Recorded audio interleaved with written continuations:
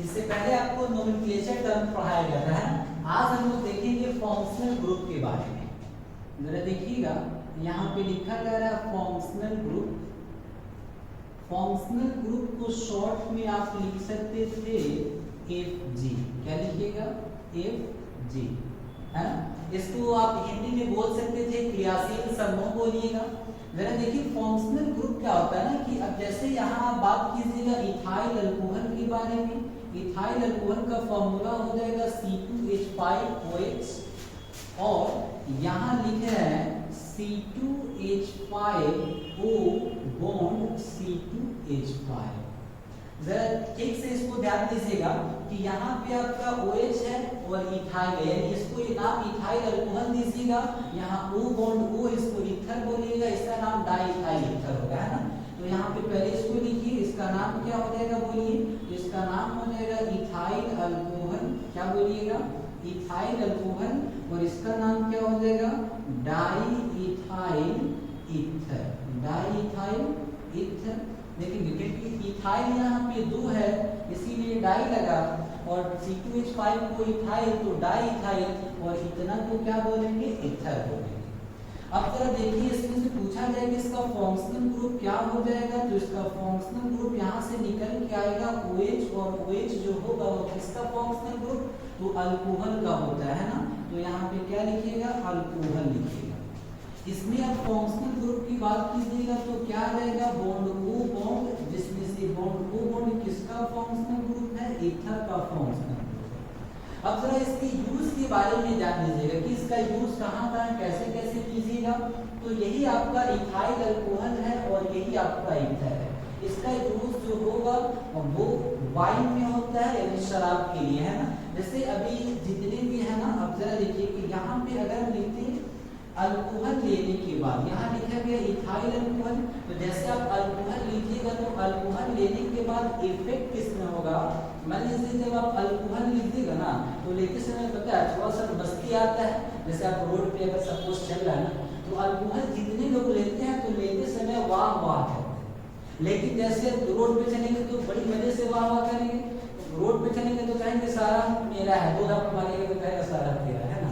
अब जरा देखिए तो अल्कोहल लेने वाला, लेकिन जितने लोग अल्कोहल लेते हैं तो कुछ समय बाद क्या होता है ना कि उनको एल्केज जो होता है ना वो इस पे इफेक्ट पड़ता है। एल्केज पे इफेक्ट पड़ता है, यानी जैसे वो डॉक्टर के पास जब जाएंगे ना तो जाने के बाद डॉक्टर कहेंगे कि आपका एल्केज जो है ना, देखेंगे इस पे इफेक्ट है क्योंकि आप अल्कोहल लेते थे। अब जरा देखिए आपका एल्केज है तो लीवर, किडनी और हार्ट पे इफेक्ट पड़ता है। इसका यूज ऑपरेशन थिएटर में होता है।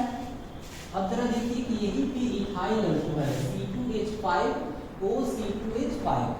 अब यहाँ देखेंगे कभी कभी लोग क्या कहता है ना कि यहाँ भी इथाइल था यहाँ भी इथाइल था, लेकिन अगर आप समझिए तो दोनों जगह आदमी सेम है, यानी इथाइल सेम है, लेकिन ये इसके साथ था तो इसका गुण कुछ और था और इसके साथ था तो इसका गुण कुछ और था। जैसे मान लीजिए कि सपोज कभी कभी लोग कहता है ना कि गांव में जाके देखिएगा तो लोग क्या होता है ना कि मेरा बेटा जब से उसके साथ था तो बिगड़ गया था, उसके साथ जब से था तो अच्छा हो गया, है ना। यानी कि बेटा वही है, इथाइल वही है, दोनों जगह दोनों का प्रॉपर्टी क्या है? अलग अलग है।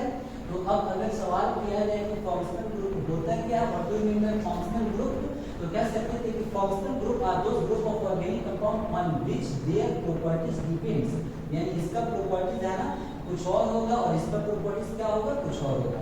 अब जरा देखिए कि नोमेनक्लेचर टर्म्स जो आप पढ़े थे वो करीब करीब आपको नंबरिंग करके पढ़ाया गया था, उसी तरह फंक्शनल ग्रुप का आगे करके कुछ नंबरिंग होगा, है ना। आइए अब जरा यहाँ पे अब एक लाइन देखिए, यहाँ पे अब आपको बताया जा रहा है इसके बारे में। तो यहाँ से सबसे पहले समझिए एक नंबर में नंबरिंग करके पढ़िएगा, है ना। जरा देखिए यहाँ पे हैलाइट लिखा गया है, देखिएगा हैलाइट की जब बात कीजिएगा अच्छे से समझिएगा ना। तो हैलाइट का जो फंक्शनल ग्रुप होगा वो हैलाइट का फंक्शनल ग्रुप होगा बॉन्ड X, क्या हो जाएगा? बॉन्ड X हो जाएगा। और जनरल फॉर्मूला जब भी बनाइएगा, क्योंकि फंक्शनल ग्रुप आज आपका पहला क्लास है, तो जनरल फॉर्मूला बनाते समय हमेशा R को जोड़ा जाता है ना, शॉर्ट में GF लिखा जाता है, मतलब जनरल फॉर्मूला क्या लिखिएगा? तो जनरल फॉर्मूला में R को जोड़ेंगे, R अब इसको देखिए, इसका कॉमन नेम और आईयूपीएसी नेम दीजिएगा, बिल्कुल आसान है। आर का नाम क्या हो जाएगा, बोलिए अल्काइल हो जाएगा, है ना। तो कॉमन नेम बोल सकते थे आप, क्या चीज हो जाएगा अल्काइल, और एक्स को क्या बोलेंगे हैलाइड, तो नाम हो जाएगा अल्काइल हैलाइड। क्या बोलिएगा, अल्काइल हैलाइड हो जाएगा। उसके बाद देखिए आईयूपीएसी नेम जब दीजिएगा तो देते समय थोड़ा सा गौर कीजिएगा कैसे दिया जाता है। तो आपको भी पता है कि यहाँ पे अगर आर लिखेंगे यहाँ पे एक्स, तो आर बना किससे है, अल्केन से बना है। कैसे, तो आपको पढ़ाया गया होगा अल्काइल का डेफिनेशन कि when only one hydrogen atom is removed from alkyne alkyl group is formed. Alkyne से जब एक हाइड्रोजन को निकाला जाता है तो उसी को क्या बोला जाता है, अल्काइल बोला जाता है ना। तो अब जरा देखिए, कह सकते थे कि आर जो बना है वो किससे बना है, आपका अल्कीन से बना हुआ है।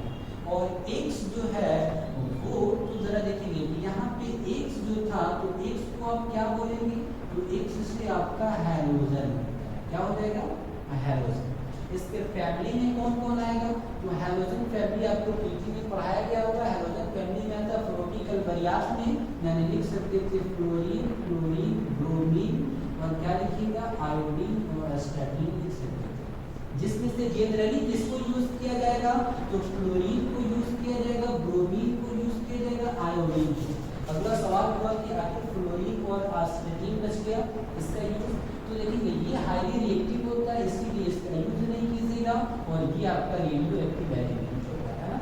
अब जरा देखेंगे तो एक्स से यहाँ क्या लिखेंगे हम लोग, तो लिखेंगे हैलोजन, ठीक है। अब यहाँ जरा देखिए कि कभी कभी अगर आपसे कहा जाए तो किसी के नाम के पहले वाला लिया जाता है या बाद में। अब इसका हम ले रहे हैं हैलो और इसका ले रहे हैं अल्केन, है ना। अब जरा इसका क्रॉस मल्टीप्लिकेशन करा दीजिएगा, आप नाम यहाँ पे दे दीजिएगा। जैसे आप नाम सुने होंगे लता मंगेशकर का, तो उनको है ना, उसी तरह आप नाम सुने होंगे कुमार सानू, तो सानू कुमार बोल सकते थे। अब ये वाला हैलो इधर आ जाएगा, अल्केन इधर आ जाएगा, तो आईयूपीएसी नेम क्या हो जाएगा, जरा बोलिए। आईयूपीएसी नेम आपका हो जाएगा हैलो अल्केन, क्या बोलिएगा। अब ऐसा नहीं है कि बाहर जाके कुछ और बोलिएगा हैलो के साथ लगा के, ठीक है ना, पहले इतना नोट कीजिए।